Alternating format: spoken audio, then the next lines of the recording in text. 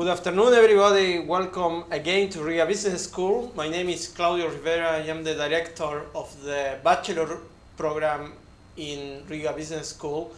And we are really happy to have you here today for the second webinar of the Riga Business School Junior Achievement series of webinar in order to help you go ahead with your student company program.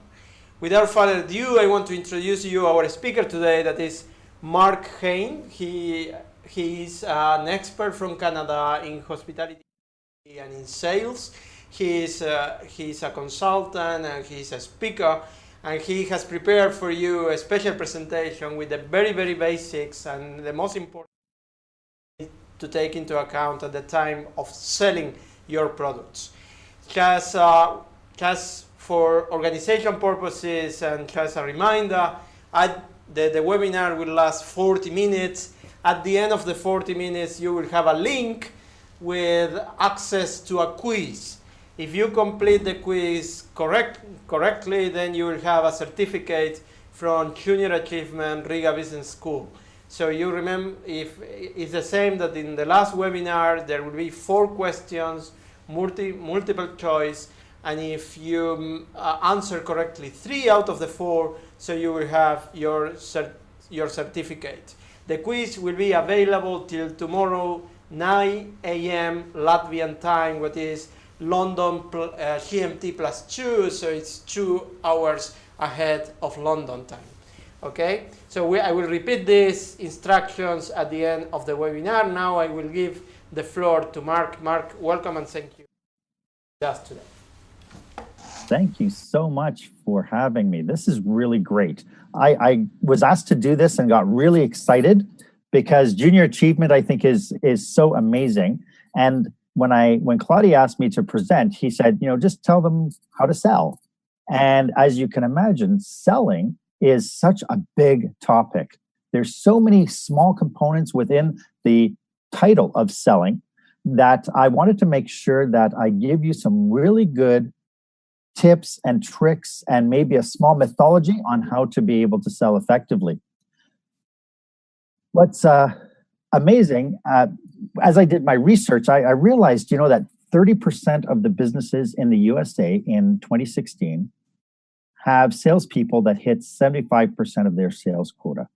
So if you think about that for a second, all these people only hitting 3/4 of their quota for the whole year, but only 30% of salespeople are able to hit that high, which to me means that there's a problem.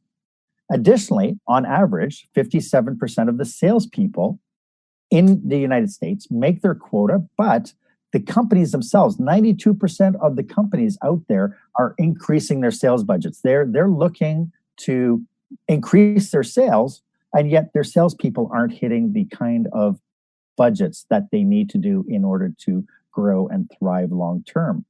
So today we're going to be talking about a number of things that I'm hoping will help you as you start launching your products. You're trying to get your products to market. And so today we're going to be talking about 5 different things, topics that we need to touch on. The first of is I want to help you define what the purchasing journey is. I'm a firm believer that starting with the end in mind, understanding your customer is probably the number 1 challenge that you're going to have. Defining a new way to sell. We're going to talk about historically how sales were done, and we're going to talk about what the expectation is today for selling. And then we're going to look at applying what you've learned so far. Like, as you're going through the exercise of building business plans and marketing plans, we'll see how the whole sales process fits into all that. And then we're going to have you think about your approach to market. How are you going to approach your sales, the actual process of sales? And then what are the 4 steps to making sure that you can have some stellar sales? So I'm hoping that's going to help us. I do believe that you have access to a chat window. So if you have questions, please go ahead and ask your questions, and I will have Claudio to be able to read them out to me, and we can answer them as we go. As we go through this presentation, I will put in some stops where we can do a quick little check-in to make sure everybody's okay. Are you with me? I'm sensing that everybody's nodding their heads, which is really great. So we talked a bit about your business plan and your marketing plan, and sales fits within that context very nicely. One of the things that you must do as you develop your product is to really think about your markets. And more than likely, if you're building a business plan, you've already gone through this, where you define your target market, where you define what we call the personas, where you go through and you say, what is my target market? What are their needs? What are their values? What are their belief systems? What are their pain points? What are the things that are making them lose sleep at night? What are things that they know they have to overcome, their barriers, their pain points? And this is where typically your products will fit in. Products are sold to either alleviate pain points or to create pleasure. Those are two aspects that you're going to be looking at. And then, you have to understand what their spending habits are, what are their priorities, and more importantly, how will you communicate with them? So I'm hoping as you go through your business plan, you've defined some of these criteria. In your marketing plan, you've hopefully got a beautiful little marketing plan going where you have the seven targets of marketing plans. And in there, you're looking at the marketing research. You're, again, playing with your target market. You're going to be looking at your positioning within your marketplace, competitive analysis. You're going to be looking at marketing strategies. You're going to be looking at your budgets and, of course, your metric.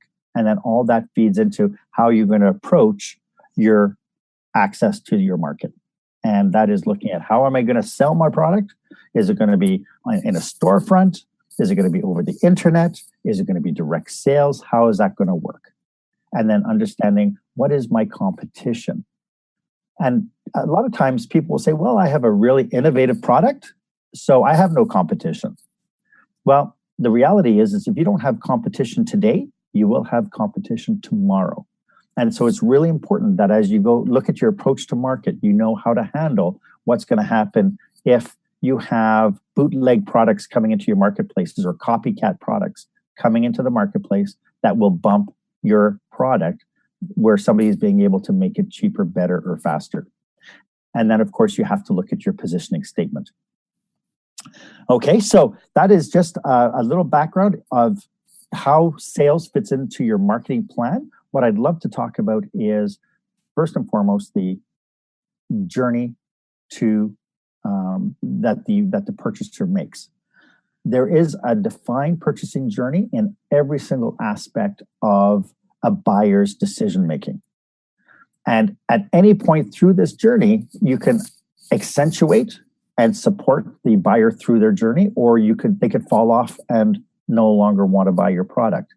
And so it's very easy that a buyer will have that initial consideration. When they first come to an idea about a product, they will have to consider it. And sometimes the consideration starts the minute you introduce yourself with your positioning statement, where you come up to them and you say, hi, my name is so-and-so, and I sell this to help people like you do this. And that initial consideration stage is an important aspect because it's where you first lay the seeds for your relationship. After that, they go into active evaluation, where they start thinking, is this good for me? Should I buy this? Will this help alleviate my pain, or will this help me accentuate and build up on my pleasure?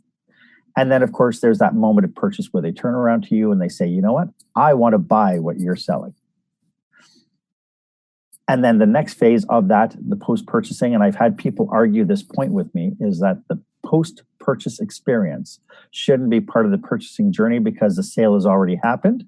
I disagree. And I disagree very strongly because I'm a customer service person. And I know that when you go through the purchaser's journey and the seller's journey, you're building relationships, you're coming together with people, and the relationships don't just close because the sale is over. And the post-purchase experience for you, more than anything else, is the one that helps you succeed, because the post-purchasing experience is where you will build loyalty. This is where you're going to build the love for your company, for what you do, and it creates this loyalty loop. So post-purchase experience will ensure that when that person needs to buy again from you, they will buy from you.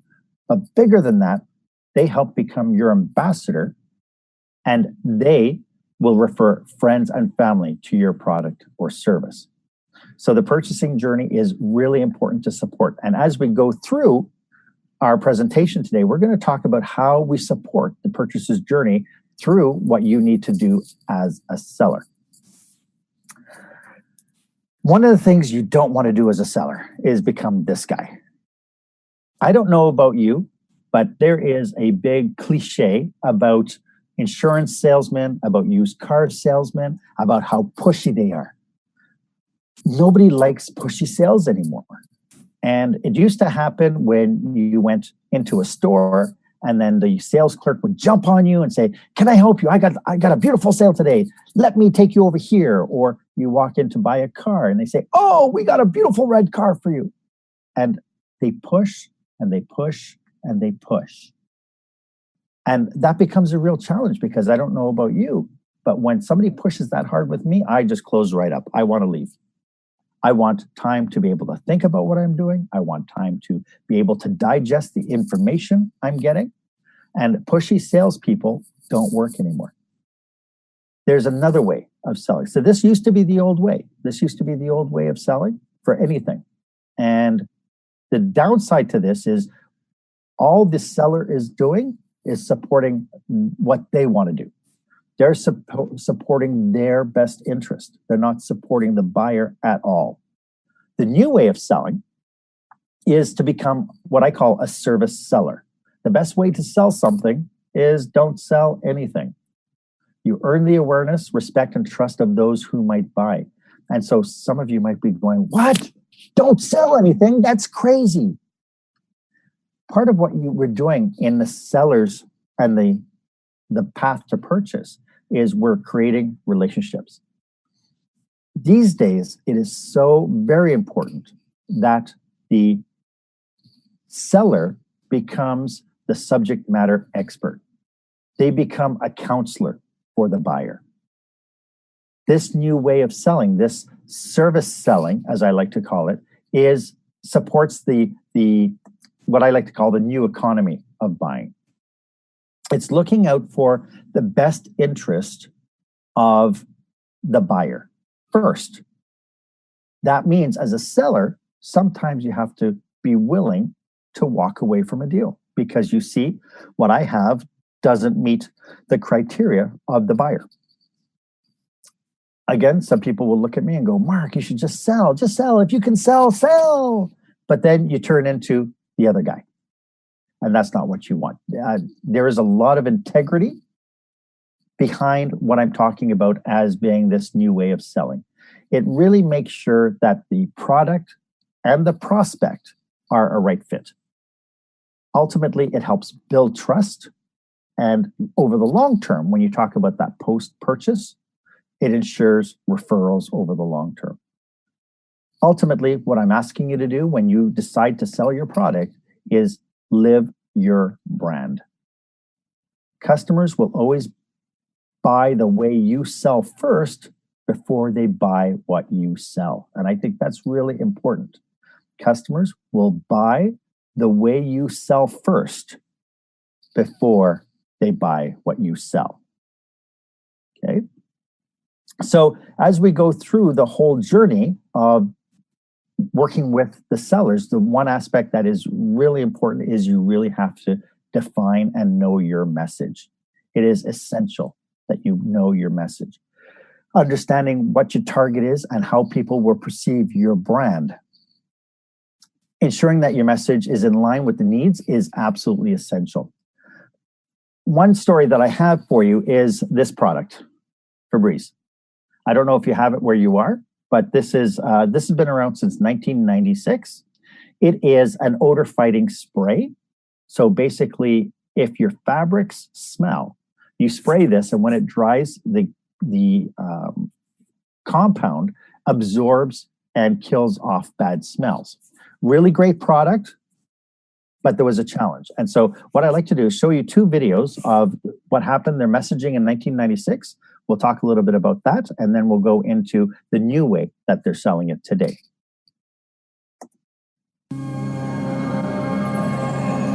Getting a breeze through the house is a great way of getting rid of that lived-in smell. But all your fabrics trap household odors. Then when you shut the house up, they start releasing them again, undoing all your good work. But not if you use Febreze. Febreze safely gets to the odors in virtually all your fabrics and cleans them away before they can be released. So there's nothing left to spoil your freshly cleaned house. Febreze stops odors making a comeback. Okay, so they had this ad, they put it out there, and you know what? The product worked. They had testimonials that people who had smelly houses were able to spray this on their couch and make their couch smell better. They could spray it on the curtains and make their curtains smell better. But there was a problem with their messaging.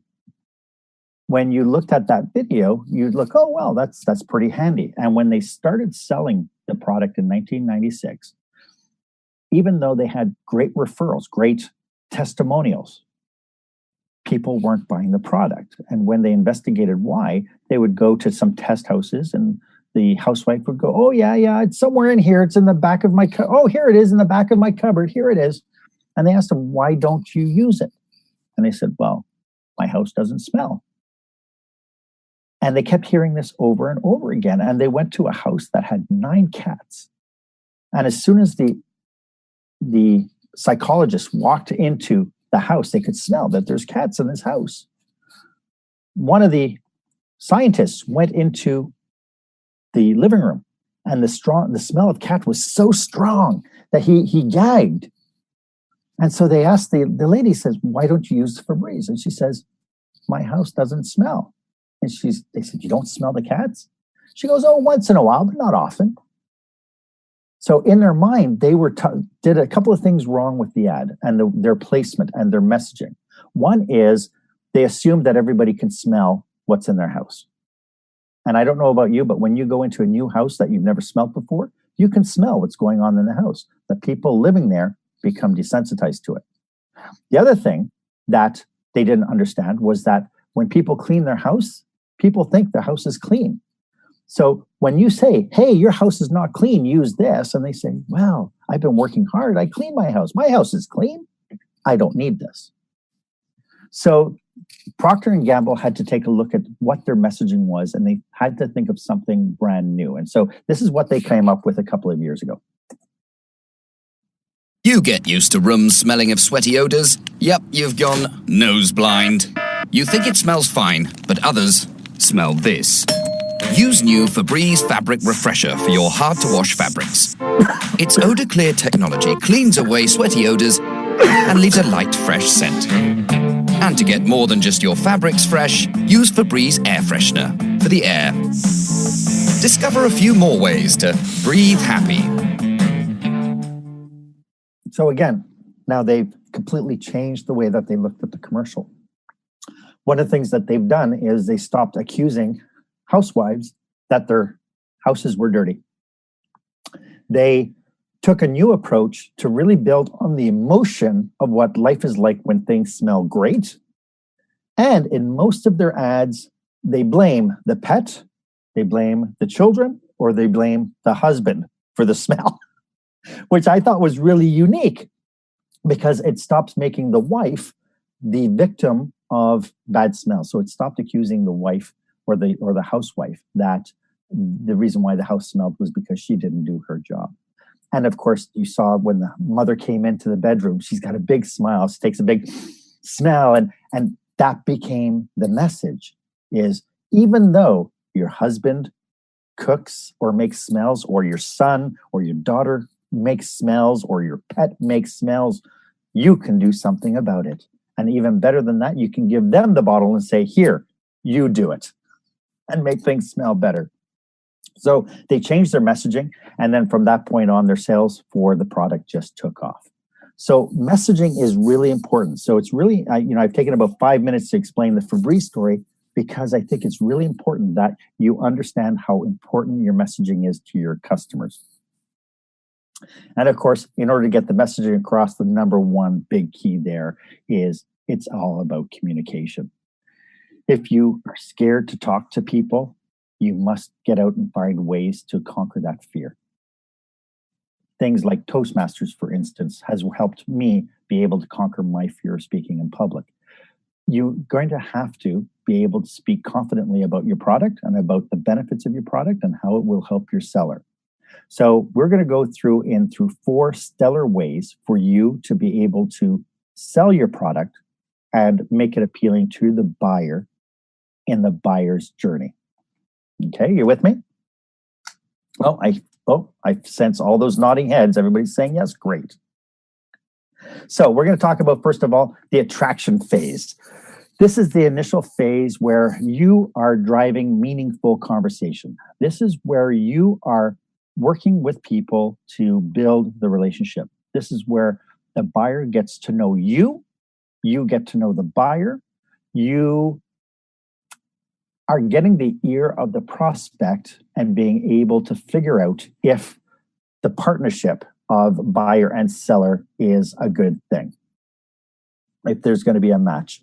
You're going to go through and build trust. You're going to develop your new business. You're going to research the prospects to make sure that they fit within the target market. And you're going to do what's called qualifying the lead. This is where you're going to gain information. You're going to clarify what is the prospect's problem. And then you're going to discover and uncover how your solution will help them with their problem. Keep in mind that people will buy a product or service from the salesperson once they know that the salesperson understands them.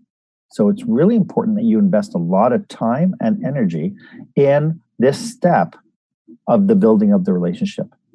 If you're selling widgets and the first time people meet you and you go, "Oh, Jim, nice to meet you. Hey, I'm selling widgets. Do you want some?" People are just going to, again, they're going to shut down. You need to understand first and foremost, do they need my widget? Do they have a pain point where my widget will be able to help them? So it's really important that you ask some really good questions at this phase. They're fact-finding questions. You want to uncover what it is the person is looking for. Where does this person fit as far as the personas that you defined in your marketing plan? Is this person a good fit for my product? What's challenging about this is it's asking salespeople to care. And to care, it means you have to have empathy for your customer. In fact, I would say caring is not enough. You have to really, really care about what you are selling, about the customer, about what their needs are. So a quick little check-in. How are we doing with this? Is this helping? Is this of value to you? Feel free to write something in the chat window. I have my chat window up. I don't know if anybody can at this point. Just give it another second. Claudia, is there any feedback at all from anybody as far as what we've talked about thus far?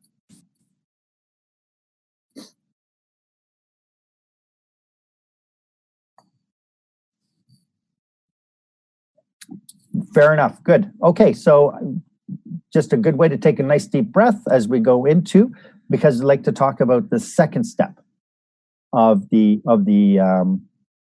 stellar, and that is becoming a counselor for your product. So here's the thing. I could call this is a step that you're going to sell your solution.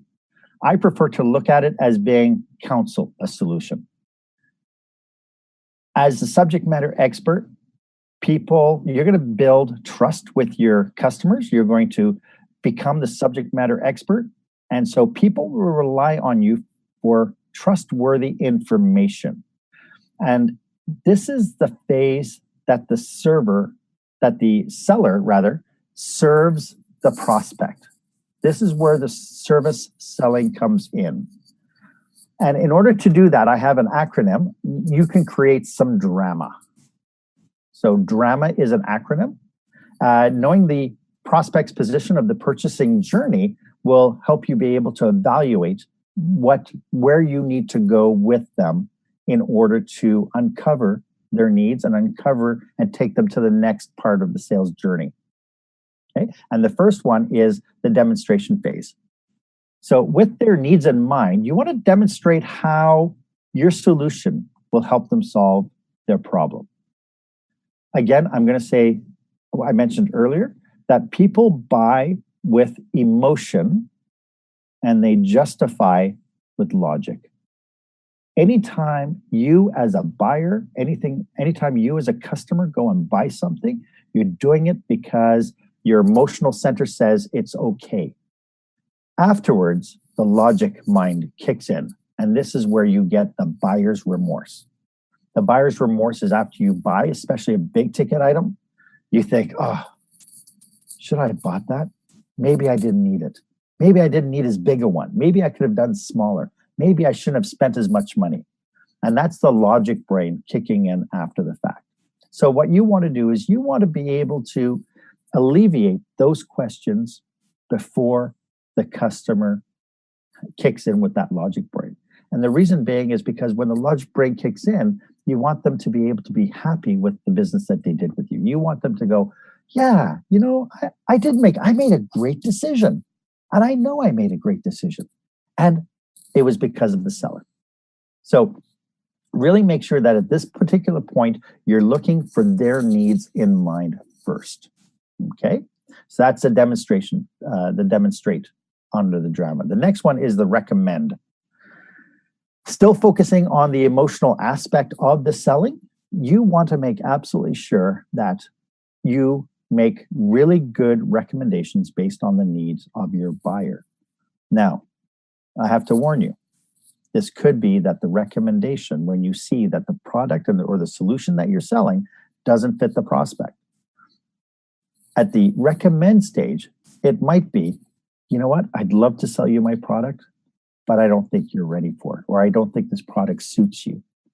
Now, this is completely counterintuitive to selling, but by being willing to walk away from a deal for the best interest of the buyer, you are going to gain the trust and the loyalty of that customer so that when it is time for that customer to buy your product or fit in or recommend your product, they know that you are somebody that they can trust. You are somebody that they will rely on to be able to make recommendations.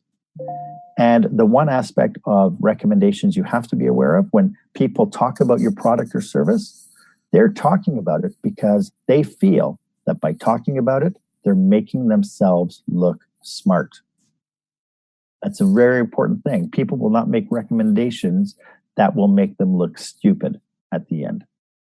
So you're going to make recommendations for your product out of their best interest. Yes, my product can solve your problem, and here's how. Here's how we can make that work. And so we take it into the next phase, which is make it all about them. You want to reinforce that you know what their pain points are at this stage. You have to be able to sit down and say, I understand what you're going through. And I can see, because I know my product, I can see how this will help you. And here's how. And so they really go hand in hand with the recommendation phase and the demonstrate phase. You're taking all three together at this point and being able to serve as their counselor, as a service seller. You're being of service to your customer. And then the next one is measure. You want to prove the measurable benefits of your product.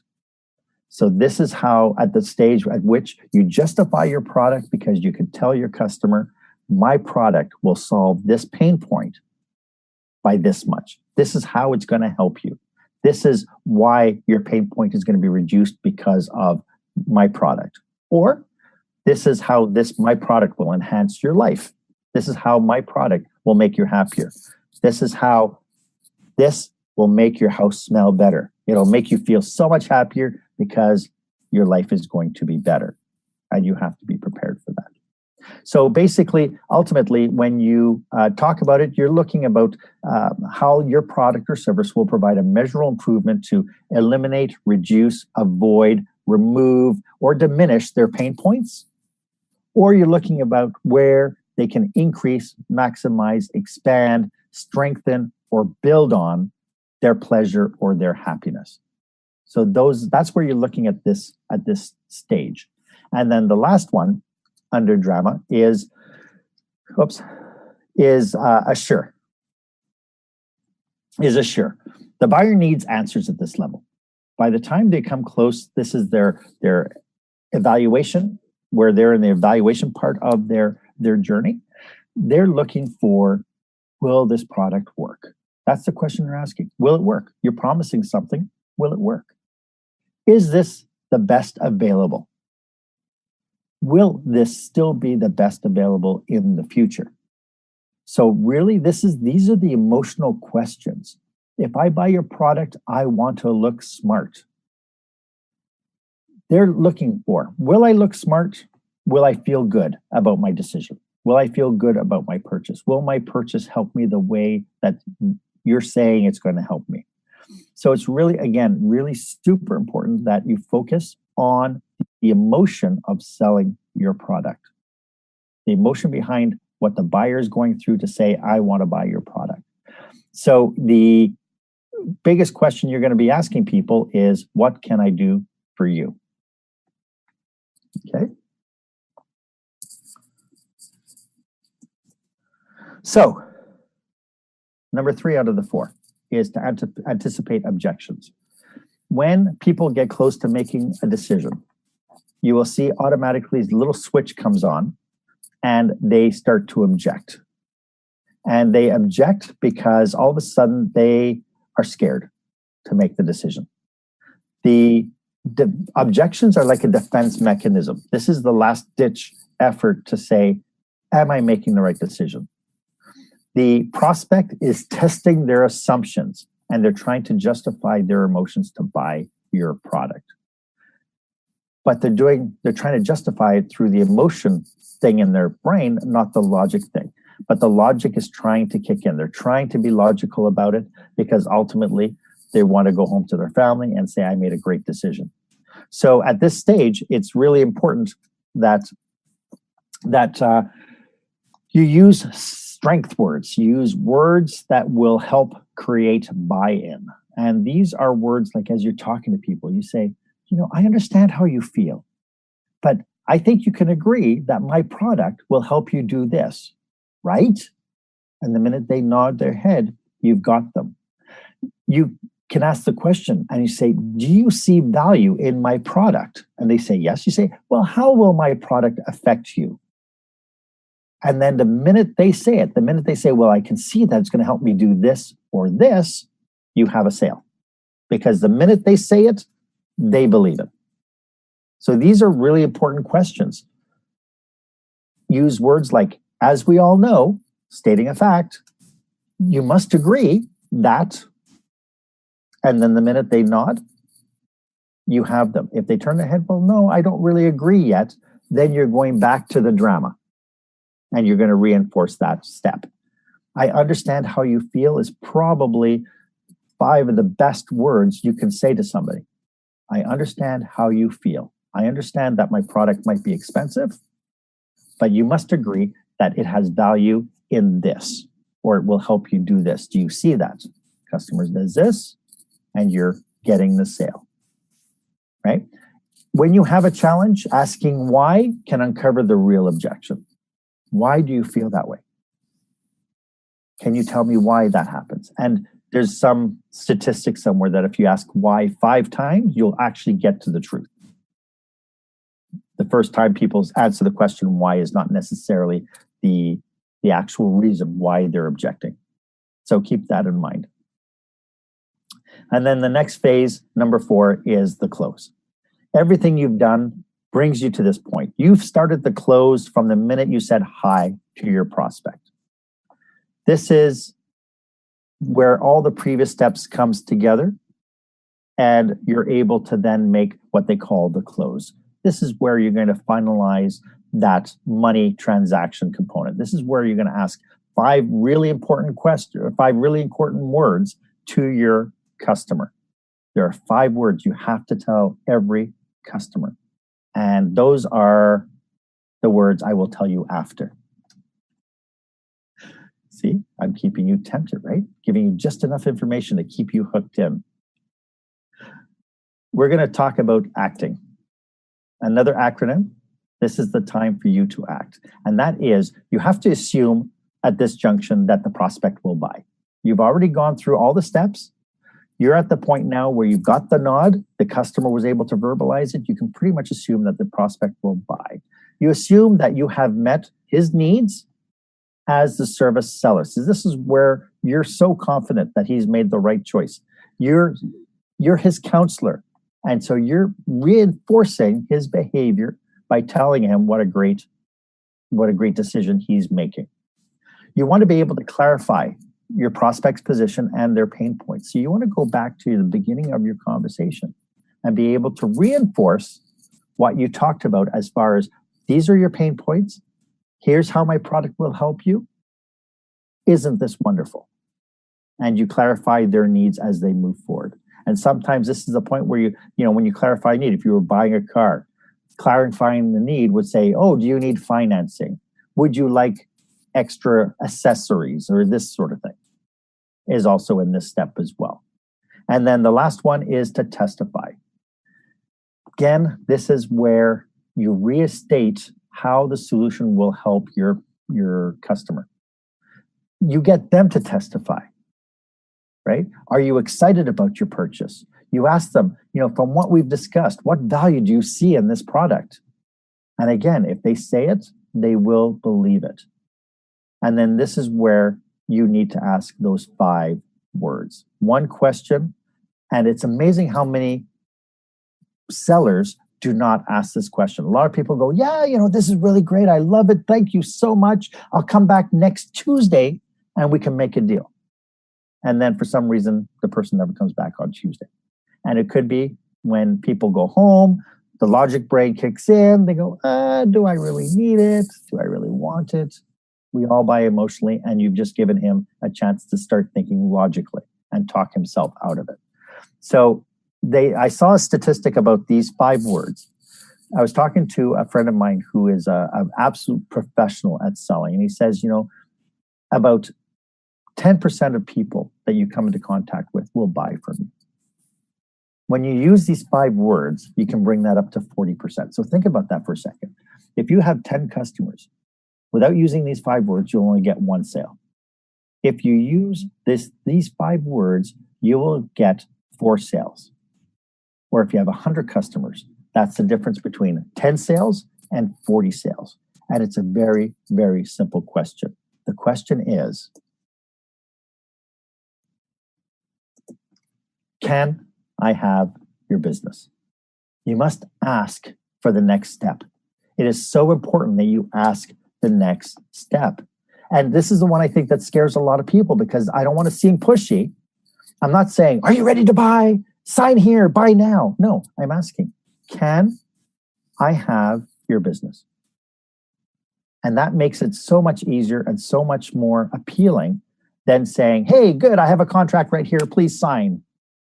Can I have your business? The 5 words that will help really powerful, make your sales pitch powerful. And the last thing, it's about customer service. At the end of it, your whole step along the way has been looking out for the best interest of your customer. And once you make that sale, that does not end. You have to remember that. After the customer has bought something, it is so important that you take extra energy, extra time, and invest in your customer. You send them thank you cards. You follow up with them a couple of months after the purchase. And you say, how did you like it? Is that serving your need? Is there anything I can do for you? Because remember, when we talked about the fact that you are a counselor, you are a service seller, you are supporting their path through the purchase experience. And the one thing you want to do, if you want to be successful, the one thing that you want to do is you want to support that post-purchase experience because you want that love, you want that loyalty, you want them to come back to you for the next purchase, and you want them to refer their friends and their family. I hope that this has been really eye-opening for you. I hope that it's been some information that you can take home. But I thank you so much for your time and attention today. It has been my pleasure to serve you. Now, Claudia, I believe you have some questions. I hope. I do. Thank you so much for the presentation. I am online. Okay, I will go with the first question. It's quite big, but I have to look at this camera. So the first one is, could you please repeat the difference between the old and the new way of selling? Sure. So, yeah. Yes. Okay. So the old way of selling was, as soon as you see a salesman, the salesman jumps on you like he is a vulture. All he wants to do is sell his product. All he wants to do is make the sale. He doesn't care about you. That is the old way of selling. That is the used car salesman when you walk in and you're looking, I think I need a new car. And he jumps on you and he says, oh, don't look at this car. Look at this car because this one is so much. And he's talking to you before he even knows what your needs are. The service selling, the new way of selling, is taking the interest of the customer first before you try to sell anything. The best way to sell something is to not sell it. You are becoming a counselor. You are basically selling yourself first. You are proving yourself to be the subject matter expert, and you're proving yourself to be a trusted counselor first before you try to sell anything. Does that make sense? It makes sense. So I guess that the big difference then is that the main focus of attention is the customer needs and not the product qualities, right? So you first try to understand what the customer needs and then try to see whether your product match or how you can advise the person to go further and look for other products, right? So it's absolutely. perspective is different, right? Yeah. It's really investing your time with the customer to focus on their needs first. Very good. Another question is, in your practice, do you generally prepare a standard pitch for your products? Do you have something at hand? And I guess the context of this question is because most of these pupils that are listening the webinar, they will be in fairs where you have, they present the products in a small booth, stands, and then, it's just some people will be walking through and they will try to see whether some of these products are suitable or not. So they will have very short time to present something. So do you have a standard sell pitch that you use for this? So what you need to do if you're going to be in a trade show booth style, you need to have what I call a positioning statement. So a positioning statement is a really powerful statement that describes who you are, who you represent, who you serve, and how you help them. And so very simply, it goes like this. My name is Mark, and I work for Essential Hospitality Solutions. I help companies who want to build hospitality into their system to make sure they serve their internal and external customers. So when you are in a trade show, and I think if you can give me 2 seconds, I actually have a slide I can show you here.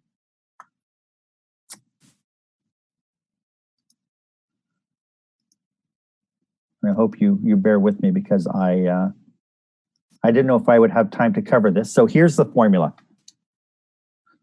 So if you want, take a screenshot of it, but here it is. The formula for a good positioning statement is to say who you are, who you represent, who you help, and what you're helping them to do. Okay. Now, keep in mind that this is who and what. We have not talked about why. The why will come when people go, oh, wait a second, that you're speaking to me. That's the problem I have. So I want to know more. And so now you've created a positioning statement that gets them to ask, well, how do you do it? And that's where you go into your process or you go into your pitch. This is a really great statement for introducing who you are and what you do. So for instance, the second example there is, hi, my name is John with Sleep Ease Blankets. We help people who are cold to get warm and stay warm all night long. So if somebody's selling some sort of a microfiber blanket, or this is a great way for people to go, oh, wait a second, I'm always cold at night. Tell me more. Does that help? So this is my own comment. The last speaker in the last webinar, when he introduced the business idea and how to pitch the business idea, he emphasized that the objective was to get a second meeting. I guess with the positioning statement, it's about keeping the person in the booth, in the stand, to continue talking, right? So that you raise the attention, so that the person wants to stay a little bit more and explore and actually one of the mistakes I have usually seen is that the salespeople try to go too much into the details at the beginning without trying to understand whether the person wants to actually go on or not, right? So right. And so this is a quick way. We talked about personas at the very beginning, and so this is a quick way to filter through your personas, because somebody who doesn't need a blanket will just go, oh, that's great, and they keep walking. So this is a really quick, they say an elevator pitch should be 90 seconds. This is much less than 90 seconds. This is a very quick statement which will help you qualify your product or your customer, because you're telling them something, and if it resonates, if all of a sudden they go, well, wait a second, that speaks to me, tell me more, then you are able to then give them your elevator speech, which is under 2 minutes. You give them a brochure, you give them product, and then like your previous speaker said, you can then set up a second meeting. You can then set up a meeting where you can actually sit down and start that buyer's journey and take them through the buyer's journey. One very practical question is, how much time do you need to devote to prepare a sales pitch or a positioning statement, just for the sake? So, how much time do you... here's my cop-out, as much time as you need. So using this formula, you could pretty much figure out what are the words that I need to do to create the emotional connection. If I give you a spray, so if I sell you this spray and I say, I have a spray that will get rid of the odors in your house, that is one way to talk about it. Or I can turn around and say, my spray will make your house smell fresher. It'll help make your boy's bedroom smell better. And because of that, you are going to be happier. That is a much better positioning statement than I'm going to make your house smell not so bad. So you take as much time as you need with it, but here's the formula. Yeah, I had a question here that I saw in these trade shows of junior achievement. You have hundreds of booths and there is a lot of noise around. And something I have seen very useful is that some of them come with an iPad or another screen, and then they demonstrate the product, so you can see, in a very short video what the product does. And with some products that are non-traditional, they are not so traditional, so that helps the buyer immediately to understand what the product is. So what do you think about it? Well, you have to do, when it's a trade show booth, you keep in mind that if everybody shows a 30-second video and you have 100 vendors there, it's going to take, people are going to get overwhelmed by the information. It's kind of like the way the internet works now with all the different ads and everything that they push at you all the time. People get overburdened by it. If you have a trade show booth, you need to do something compelling to your booth that makes people want to stop and go, oh. That, for me, I think is the big power behind a trade show. What is your attraction level that's going to make people want to stop and take the time to spend with you as opposed to your neighbor? If you have 100 people at a trade show booth, attendees will fly through they'll take a lot of time at the beginning of the trade show because, I got 2 hours, that's fine. But when they only talk to 5 people in an hour, the last few booths they're going to have to fly through because they're going to run out of time. So you need to do something that is visually compelling in your booth. So as people are walking by, they can see right away, it's like, wow, that one is different. I need to go there. as opposed to looking like everybody else. So think about how your booth is going to look, how appealing you're going to be able to make it. What can you do to interact with the people coming to your trade booth? And it is so much easier when you have a bunch of people around your booth to talk to 5 or 6 or 7 people rather than talking to one person at a time. And so the iPad idea is great for the follow-up. After you give your position statement, somebody goes, oh, I want to learn more. Oh, great, here's a little video. Meanwhile, while you're watching the video, I can now talk to a bunch of other people about my product. Actually, but don't use that as your primary sales tool. Yeah, okay, that's a good comment. And I think one comment that you crossed through there, and I would like to emphasize to the viewers, is the design of the booth is very important, right? So how elegant it is, and that also the message of the booth, of the design, is connected with the product. Because I have seen some cases where the booth is very good, but then when you get close, the product is not actually connected, or at least, I mean, it doesn't really directly connect with the product you are selling. But that is a very important part of this. And what about shy, you know, visitors? You know, you have the typical people that are walking, but they don't have the courage to go and talk to the people that are in the booth. Do you suggest to get out of the booth and stop the people, or mostly to stay and then let's see who is coming and talk? You know? That is a great question. What I would recommend, usually you have a booth that is in a square and the table is at the top of the square, and then everybody stands behind the table.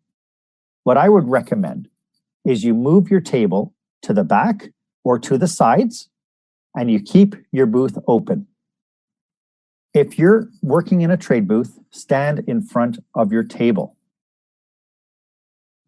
It's like inviting somebody to your house when you have a trade booth. You want to stand in front and you want to be welcoming. Keep in mind, you are the service seller. You want to be able to make eye contact with people. You want to be able to say, hi, good morning, how are you? And the only way that you're going to engage people who are shy is by making eye contact and smiling. First and foremost, people are going to be, oh, I don't know, you know, people don't want to be sold to. So the one thing you need to do at a trade show is by using your position statement, you want to reinforce that this person has a need or doesn't have a need. Right? So being able to turn around and say, hey, I'm with Sleepy's. We help people who are cold at night get warm and stay warm all night long. And people go, oh, that's nice. Great. Thank you. And they keep on walking. But other people will turn around and go, wait, tell me more. And so that's where you have the big smile. You have the presence. You're in front of the booth. You're not behind a table. And you're definitely not sitting. Thank you so much. You know, as a side note, because I have been in many of these trade shows, what Mark is saying, that you will need to be very active. You will see a lot of people coming to your booth, and the trade show lasts around 8 hours. So you need to sleep very well the previous night. You need to have very good energy, because you know, it really takes a lot of energy to be there. So that's my experience, and that's what I have seen in those trade shows. So have a good break, a good rest the night before, that you can really be energized during the whole fair. We have to go closing, Mark. I am very grateful to you. So I guess this will be very useful to a lot of the kids that are going to participate, and pupils during the next 2 fairs that we will have, one in March and one in April. And just a reminder to all the participants, you have time till tomorrow 9 a.m.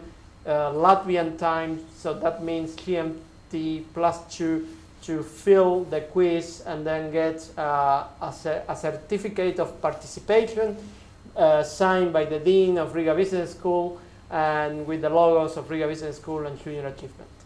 Thank you, Mark, and have a wonderful day. Thank you for being with us. Thank you so much for the time. Good luck, everybody.